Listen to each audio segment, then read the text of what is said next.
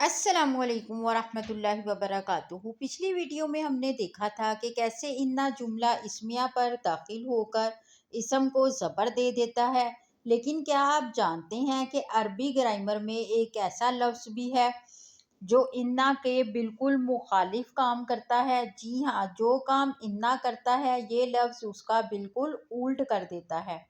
آج ہم سیکھیں گے کہ کانا اور انا کا مقابلہ، وہ بھی صرف 3 منٹ میں اور قرآن مجید کی خوبصورت مثالوں کے ساتھ۔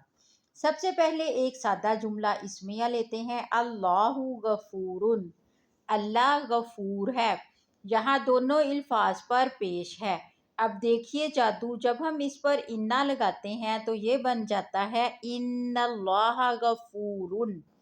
انا نے کیا کیا؟ پہلے اسم اللہ کو زبر دے دی اور خبر غفورن کو پیش پر ہی رہنے دیا۔ اس کا ترجمہ ہوا بے شک اللہ تعالی غفور ہے۔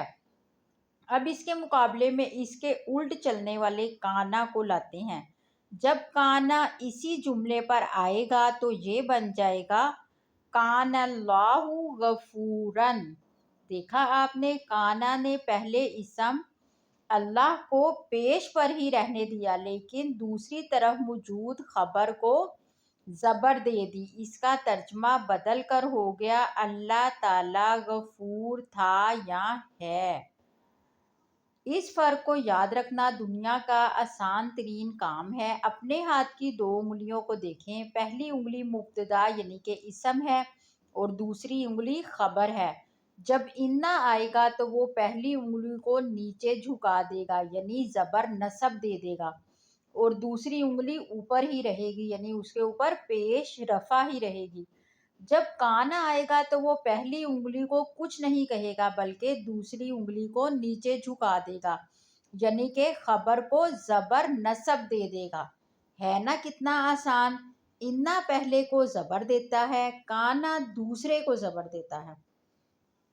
آئیے اب قرآن پاک سے اس کی لائیو مثالیں دیکھتے ہیں تاکہ یہ ہمیشہ کے لیے ذہن میں پکا ہو جائے۔ مثال نمبر 1، انا کی تاکید۔ قرآن پاک میں آتا ہے ان اللہ سمیع علیم۔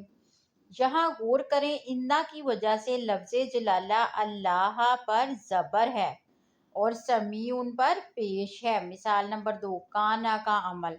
اب اسی کے مقابلے میں کانا کی مثال دیکھیں، وَكَانَ اللَّهُ غَفُورًا رَحِيمًا۔ یہاں دیکھیں، کانا کی وجہ سے لفظ جلالہ اللہ پر پیش یعنی کہ رفع برقرار ہے لیکن غفورن پر زبر یعنی کہ نصب آ گئی۔ کانا کے اثر کی مثال، وَكَانَ اللَّهُ عَلِيمًا حَكِيمًا۔ یہاں دیکھیں لفظ اللہ جلالہ پر پیش آئی ہے اور آگے جو کیا ہے؟ نصب ہے۔ اور انا کا، ان اللہ بالناس لرؤوف رحیم۔